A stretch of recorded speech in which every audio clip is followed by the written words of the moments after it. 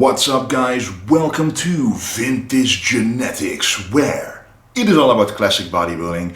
And today I'm going to talk to you about the 5 foods that I want to have in my diet, whether I'm cutting, bulking, maintaining, doesn't matter what I'm doing. As long as I'm a bodybuilder, I want these foods in my diet to optimize everything that's happening revolving muscle growth and of course health. That's very important. So let's make this not too long so you can actually be interested in all the 5 foods, which is very important. So the first food is dark chocolate. Let me show you.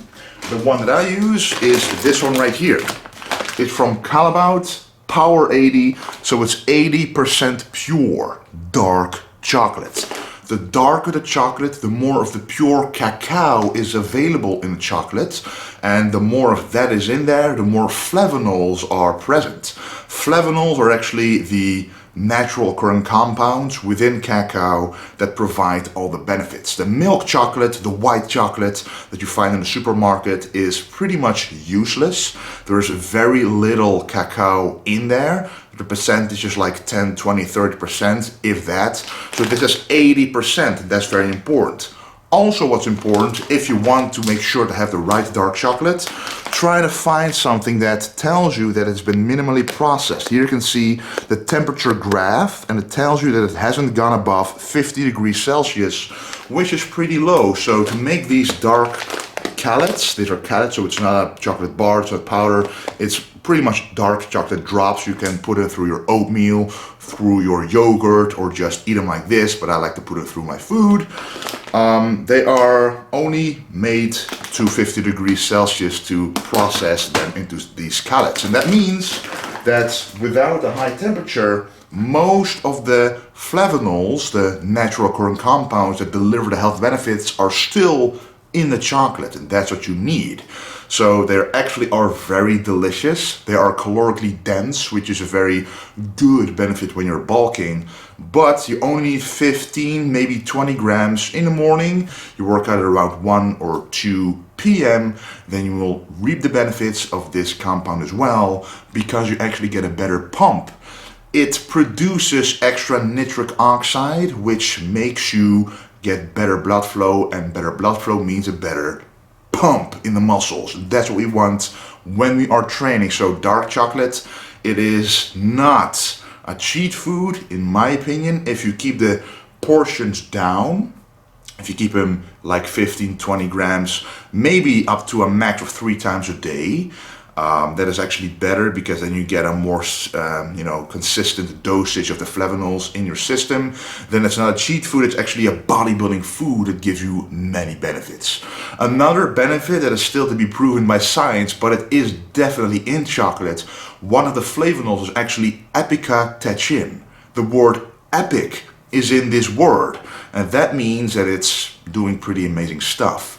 So the darker the chocolate, the more epicatechin is in the chocolate, and that actually inhibits myostatin. Another hard word, but the word basically means myostatin regulates muscle growth. The more you have in your body, the more it limits muscle growth. The less of it you have in your body, the more muscle growth can occur.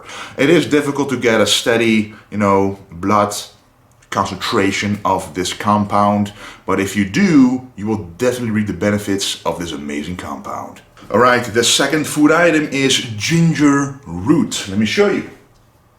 It is not powder, it is an actual fresh ginger root. What I like to do with this is grate it over my food. Just get a grater, grate it in my rice cooker, or just stir fry it. It hardly adds any flavor. However, if you like the flavor, it actually adds a nice aroma to it, but not too much that you wouldn't want to use it. It's incredibly healthy. First of all, it's a very good antioxidant, but what I'm using it for is every bodybuilder eats quite a lot of protein, and protein can cause digestive discomfort. And that means usually bloating, gas, and that's not what we want. This literally pretty much captures the gas that is produced by bacteria that ferment the protein in your gut. So when you take enough ginger, and what I like to do is a thumb-sized ginger, so just cut it down right here, put it over a meal, have it like 4 times a day, and it will prevent a lot of gas, a lot of bloating. It will prevent you from malabsorbing your food, and that's the exact opposite of what a bodybuilder wants. You want to absorb all the foods, and you want to have it fresh. There's also a powder form on the market, but that obviously doesn't contain the natural occurring compounds because it has been processed. There are very expensive supplements out there, but in my opinion, adding this freshly to your foods simply adds compounds that you cannot get from a supplement, in my opinion. And what ginger does do as well is reduce muscle pain / soreness. So if you're someone who experiences a lot of muscle soreness after a workout, like 2 or 3 days after training chest, you still feel chest soreness, taking ginger on a regular basis can definitely reduce this. It's a strong antioxidant, but it's not as strong as taking a pure vitamin C tablet, which would actually be detrimental to muscle gains, because that will be too strong of an antioxidant and that will limit the adaptive response to your training. And you want to adapt to your training to grow above your previous self. Ginger actually removes excess inflammation, because it's not only an antioxidant but also an anti-inflammatory. And when you're systemically inflamed, and a lot of us are, eating a lot of protein, training a lot, sleeping maybe a little too little, this will actually help you reduce the inflammation. And the less inflammation in your body there is, the more your body can put effort into building muscle. That's what we all want. Alright, so the next food item is actually not something you can actually eat. It's something you sprinkle on top of certain foods or in your shakes. It's cinnamon. But be aware, there are 2 different kinds of cinnamon, and the one you want to look out for is this one. If you can read it, it is cinnamon, let's see if it sharpens, cinnamon Ceylon. Basically, if you look for Ceylon cinnamon, which stands right there, then you know that you took the right one. Why? If you take the cheaper one, if you take that cinnamon, that's in most supermarkets, it would actually cause toxicity to rise in your body. So it's actually a toxic substance if you take it every single day, a couple of grams a day, over a consistent amount of time. It will create toxic levels in your blood, in your system. That's not what you want. So you want to actually have the slightly more expensive version. It tastes a little bit milder, which is a benefit for some people, but it doesn't cause the toxicity levels to rise in your body at all. However, one of the most important benefits that cinnamon gives you, and in my opinion for bodybuilding that's very important, is it enhances insulin sensitivity of your muscle cells. What does this mean? If you take a big carbohydrate-rich meal, for example, like 150 grams of carbs, part of that will go into the muscle cell, part of that will go into the fat cell. The more insulin sensitive your muscle cell is, the less will actually go to the fat cell, in layman's terms. So what does that mean? If your muscle cells are very insulin sensitive, you need less insulin for the muscle cell to respond in the same way, to take up all the nutrients that you eat in that meal. That's what you want. That's what cinnamon actually causes your muscle cells to become more insulin sensitive. That's what you want. You want to use as little insulin as possible that your body produces naturally to get that effect. The more insulin is needed, the more will also be pushed into the fat cell, which is not what you want. So it inhibits insulin resistance and it promotes insulin sensitivity, which is exactly what is needed for optimal muscle gains. Alright, the next food item is actually also the same as cinnamon. You put it through your food, and that is Psyllium Husk. And it's very important that you get the husk. So you can see right here, it says Psyllium Husk, very important. Psyllium Husk is one of the best fibers that you can get. It's a soluble fiber, meaning it doesn't entirely get absorbed by our body, only a tiny bit, but most of it just absorbs water, and with it absorbs toxins from your system, from your gut, and then excretes it out, as you know how that goes every single morning. It makes your elimination process more consistent. The consistency of the elimination is better, so it's a lot more sturdy because it actually makes everything mix up much better in your gut. It actually promotes the movement of your intestines. So it actually pushes out all the toxins, as I just said. But also it actually can lower the LDL cholesterol in your blood.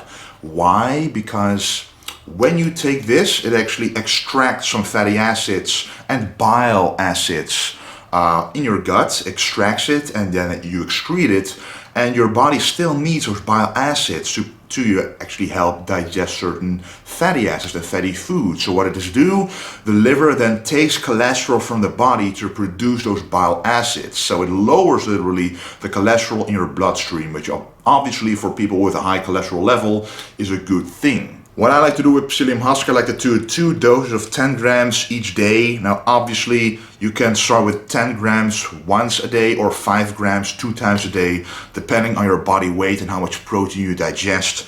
Protein can only be properly digested if you have enough fibers in your diet. For example, my protein can go up to 400 grams a day.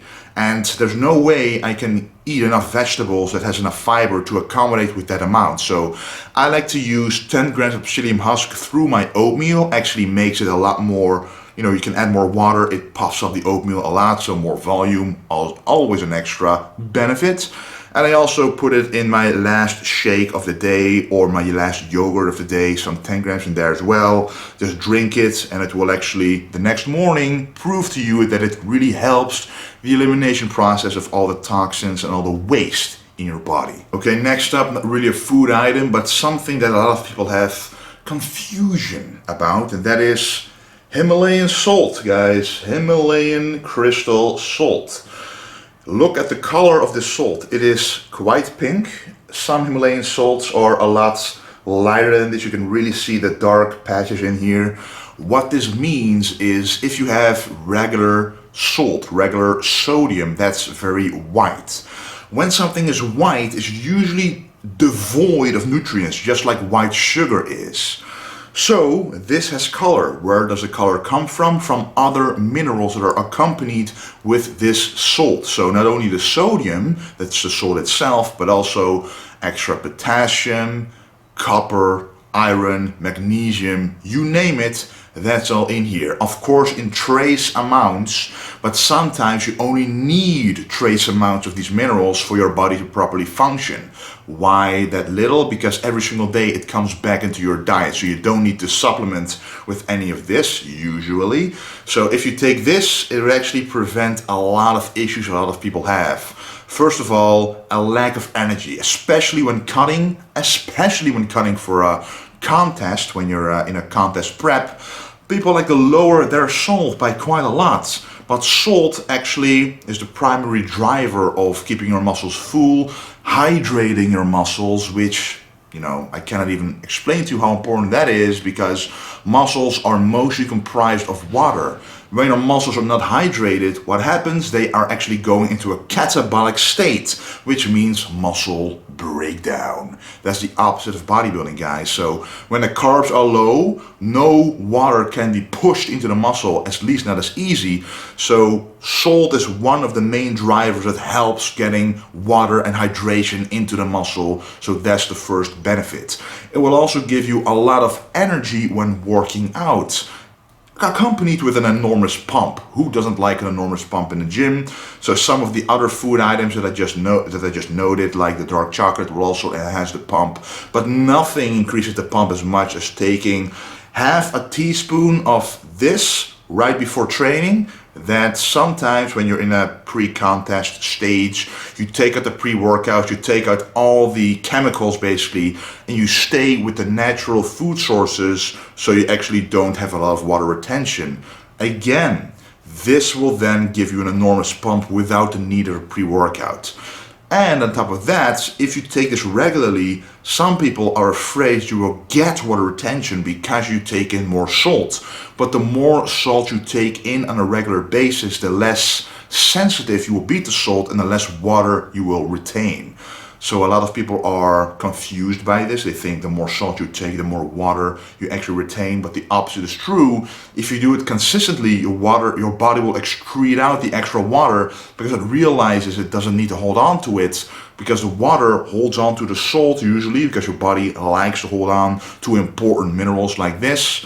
But if you take it in every single day, your body can let go of some of the water because it doesn't need it to hold on to these minerals. So taking this will also prevent a lot of cramping that people have. The number one reason for cramping in the gym is a lack of electrolytes, and the most lacking electrolyte is usually sodium. There's also potassium, but usually it's sodium, and of course that's the main ingredient of this right here. This is a natural occurring substance, so nothing happened to this. I always buy this in bulk and then just put it in a grinder like this.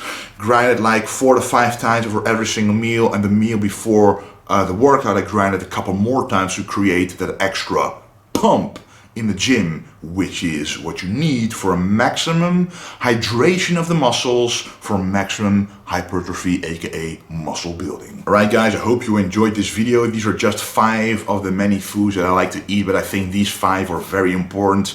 If you're taking these on a day-to-day basis consistently, you will definitely notice a lot more steady gains, steady pumps, more health benefits, and it will really be a staple in your diet once you try it for a few weeks. You will notice that when you drop them, especially when you think you need to drop them when cutting down, that's when you start to notice a lack of power, energy, progress, fullness, etc.